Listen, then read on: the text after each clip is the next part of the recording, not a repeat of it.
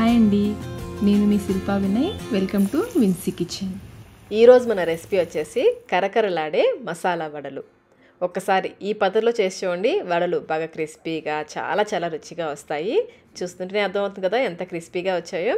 Taste కూడా చాలా చాలా బాగుంటాయి. మసాలా ఫ్లేవర్తో పైన క్రిస్పీగా లోపల సాఫ్ట్గా చాలా చాలా బాగుంటాయి.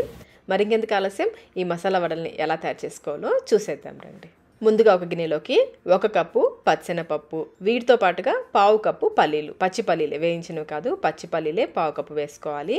పల్లీలు వేయడం వల్ల వడలకి మంచి రుచి వస్తుంది. మీరు ఎప్పుడు కనుక ఇలా ట్రై చేయకపోతే కనుక ఒకసారి తప్పకుండా ట్రై చేయండి. పల్లీల వల్ల వడలకి మంచి రుచి వస్తుంది. వీటిని 1-2 సార్లు శుభ్రంగా కడిగేసి నీళ్లు పోసి 3 నుంచి 4 గంటల పాటు నానబెట్టుకోవాలి. నేనైతే 3 గంటల పాటు నానబెట్టేశాను. పల్లీలు పచ్చెనపప్పు చక్కగా నానిపోయాయి కదా. ఇప్పుడు ఇందులో నీళ్ళు వంపేసి ఒకసారి మళ్ళీ వీటిని కడిగేసుకొని నీళ్ళన్నీ కూడా జాలిగరిటలో వేసేసి నీళ్ళన్నీ వడారనివ్వాలి. ఒక 10-15 నిమిషాల పాటు పక్కన పెట్టేసుకోండి. 15 నిమిషాల తర్వాత మిక్సీ జార్లో 1 టేబుల్ స్పూన్ ధనియాలు, 1 ఇంచ్ దాల్చిన చెక్క, 4 లవంగాలు, 1 టీ స్పూన్ జీలకర్ర, 1 ఇంచ్ అల్లం ముక్కని ఈ విధంగా ముక్కలుగా కట్ చేసి వేసుకోవాలి. అలాగే 7-8 వెల్లుల్లి రెబ్బలు, 3 పచ్చిమిర్చి, వీటితో పాటుగా 2 ఎండుమిర్చి కూడా వేసుకోవాలి. లేదా మీ కారాన్ని తగ్గట్టుగా వేసుకోండి. ఎండుమిర్చికి బదులుగా మొత్తం మీరు పచ్చిమిర్చితో అయినా చేసుకోవచ్చు. వీటిని కచ్చాపచ్చాగా గ్రైండ్ చేసుకోవాలి. నీళ్లు పోయకుండానే కచ్చాపచ్చాగా గ్రైండ్ చేసుకోవాలి. ఇప్పుడు ఇందులో మనం నానబెట్టుకున్న పచ్చెనపప్పుని మొత్తం కాకుండా కొంచెం వేసుకోండి. చేత్తో 2 సార్లుగా వేసుకొని పల్స్ మోడ్లో గ్రైండ్ చేసుకోవాలి.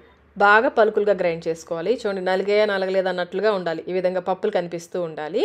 ఇలా గ్రైండ్ చేసేసుకుని ఒక గిన్నెలోకి తీసేసుకోండి. ఇలా కొంచెం పప్పుని పలుకులుగా గ్రైండ్ చేసుకుంటే ఇవి నూనెలో బాగా వేగి వడలు తినేటప్పుడు బాగా కరకరలాడుతూ ఉంటాయి వడలు. ఇప్పుడు మిగిలిన పప్పు అంతా కూడా మిక్సీ జార్లో వేసేసుకుని అస్సలు నీళ్లు పోయొద్దు, మధ్య మధ్యలో ఆపుకుంటూ కొంచెం పలుకులుగా గ్రైండ్ చేసుకోవాలి. మరి మెత్తగా రుబ్బేసుకోవద్దు. చూడండి, కన్సిస్టెన్సీ ఈ విధంగా ఉండాలి. కొంచెం పలుకులుగా ఉండాలి, అలాగే ఈ విధంగా ముద్దగా కూడా అవ్వాలి. ఈ విధంగా మనం పప్పుని గ్రైండ్ చేసుకోవాలి. ఇప్పుడు ఇది కూడా తీసేసి గిన్నెలోకి వేసేసుకోండి.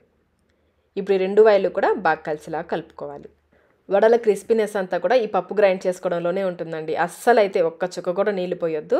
అలాగే కొంచెం గట్టిగా ఉండాలి, పలుకులుగా ఉండాలి, మనకి వడ చేసుకోవడానికి వీలుగా ఉండాలి.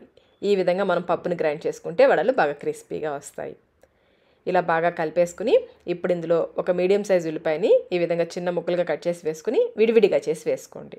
అలాగే సన్నగా తరిగిన కరివేపాకు, సన్నగా తరిగిన పుదీనా, సన్నగా తరిగిన కొత్తిమీర, చివరిగా రుచికి సరిపడినంత ఉప్పు. ఇక్కడ నేను 1 టీ స్పూన్ సాల్ట్ వేస్తున్నాను. సాల్ట్ చివరిలో వేసుకోండి, ముందే వేసేసారంటే నీరు వచ్చేస్తుంది. అంతా ఒకసారి బాగా కలిసేలా కలిపేసుకుని ఒకసారి టేస్ట్ చెక్ చేసుకుని సాల్ట్ తక్కువైతే వేసుకోవచ్చు. అలాగే కారం తక్కువైతే సన్నగా తరిగి పచ్చిమిర్చిని వేసుకోవచ్చు. ఇలా బాగా కలిపేసుకుని కొంచెం కొంచెం పిండిని తీసుకుని బాల్స్ లాగా చేసుకోవాలి. ఇలా ముందే బాల్స్ చేసి పెట్టేసుకుంటే మనకి నూనెలో వడలు వేసుకోవడానికి ఈజీగా ఉంటుంది. చూడండి, ఈ సైజ్ బాల్స్ చేస్తున్నాను. పిండి అంతటిని కూడా ముందే ఈ విధంగా బాల్స్ లాగా చేసి పెట్టేసుకోండి. ఇలా చేసి పక్కన పెట్టేసుకుని ఇప్పుడు డీప్ ఫ్రైకి సరిపడా నూనెని పెట్టేసి మీడియం ఫ్లేమ్లో బాగా కాగనివ్వాలి. నూనె కాగిందో లేదో చెక్ చేసుకుని అప్పుడు వడలు వేసుకోవాలి. ఇప్పుడు ఒక్కొక్క బాల్ని తీసుకుని చేతిలో ఈ విధంగా పెట్టేసి మరొక చేత్తో పైన ఈ విధంగా గట్టిగా ప్రెస్ చేయాలి.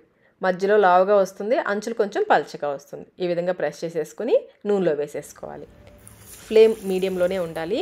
నూనెకి సరిపడా వేసేసుకోండి. ఇవి వేగడానికి కొంచెం టైం పడుతుంది కాబట్టి నూనెకి సరిపడా వేసేసుకుని వేసిన వెంటనే కదపద్దు.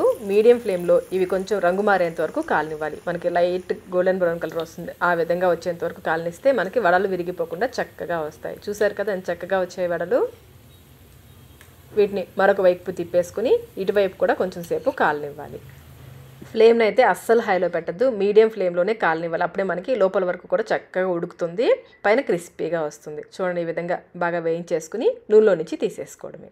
అసలు వడలు వేగుతుంటేనే ఇల్లంతా కమ్మటి వాసన వచ్చేస్తుంటుందండి. కొంచెం పప్పుని మనం పలుకులుగా గ్రైండ్ చేసాం కదా, ఆ పప్పు బాగా వేగి మనం వడలు తినేటప్పుడు కరకరలాడుతుంటాయి వడలు. చూడండి, చక్కగా వచ్చాయి కదా. ఇదే విధంగా మిగిలిన వడలన్నీ వేసుకోవాలి.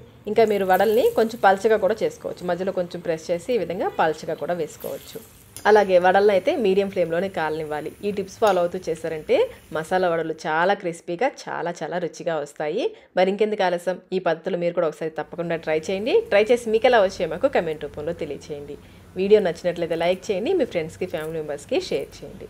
మన ఛానల్ని ఫస్ట్ టైం చూస్తున్నట్లయితే సబ్స్క్రైబ్ కూడా చేసుకోండి. Thank you.